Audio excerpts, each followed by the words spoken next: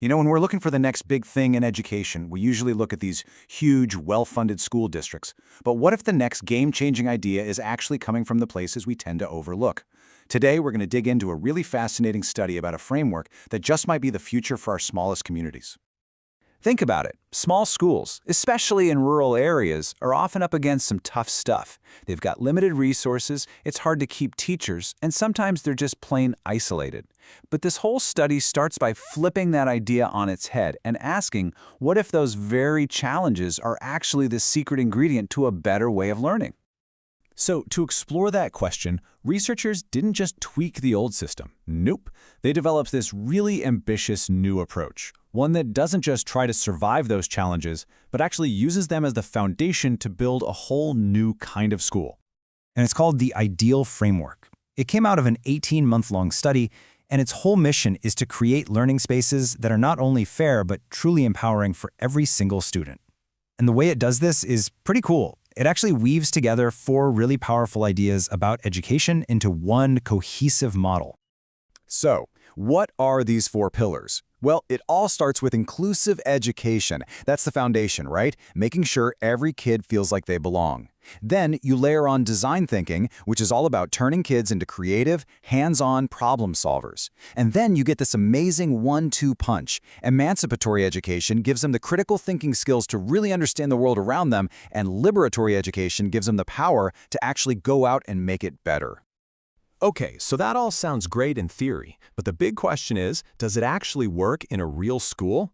Well, the study put the IDEAL framework to the test in 3 very different small elementary schools, and each one has a pretty amazing story.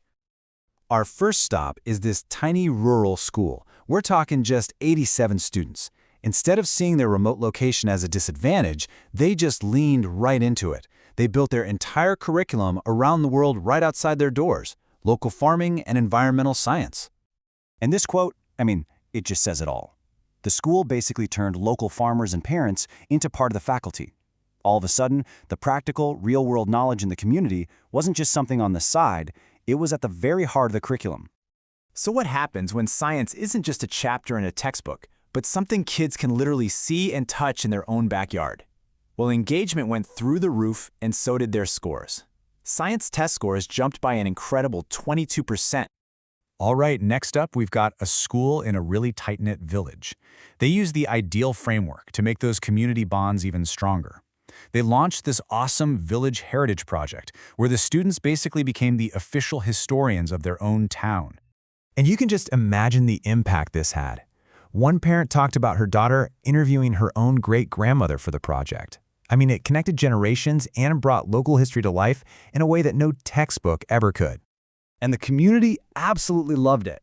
As the school became this hub for celebrating their local culture, parent volunteer hours shot up by 42%. Parents weren't just dropping their kids off anymore. They were a core part of their kids' education.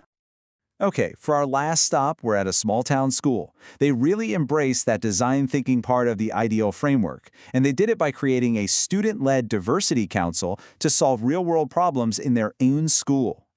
This is what's so incredible. You've got 3rd graders taking the lead. A kid on the council explained how they noticed some kids were getting left out during recess. So what did they do? They came up with a simple, brilliant buddy system to make sure everyone felt included. It's amazing. And this student-led effort had a huge, measurable impact. The school's community partnerships jumped by 85%. And at the same time, disciplinary problems related to cultural misunderstandings dropped by a massive 62%. Okay, so those individual stories are pretty powerful, right? But what happens when you zoom out and look at the big picture? The study found some really interesting common threads, both the tough parts and the amazing wins, that connected all 3 schools. Now, let's be real. This kind of deep, meaningful change is never a walk in the park. The study was very honest about the hurdles.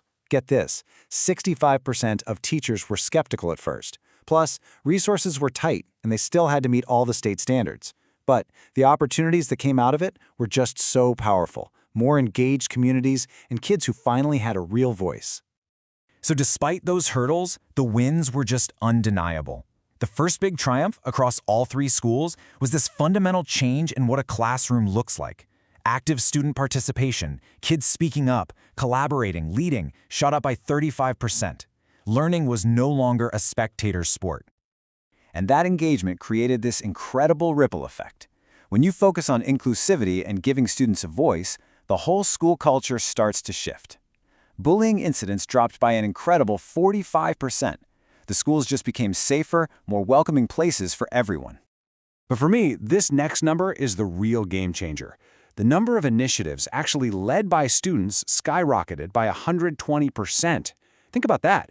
Kids weren't just sitting there absorbing information anymore. They were actively identifying problems and building solutions for their own communities. They were becoming leaders. So after all that, what does it all mean? Why does this small study about 3 little schools matter for the huge ongoing conversation about the future of education? Well, it shows that our smallest schools can be absolute powerhouses of innovation. It proves that a community's unique culture isn't a limitation, it's one of its greatest assets. And most importantly, it gives us a flexible blueprint, not some rigid one-size-fits-all formula, for empowering our kids to be active problem solvers instead of just passive test takers. And that really leaves us with one final big question to chew on. We are always searching for the next breakthrough in education. But what if it's not some top-down policy or a fancy new piece of technology? What if it's something that grows organically, right from the heart of our smallest towns and communities?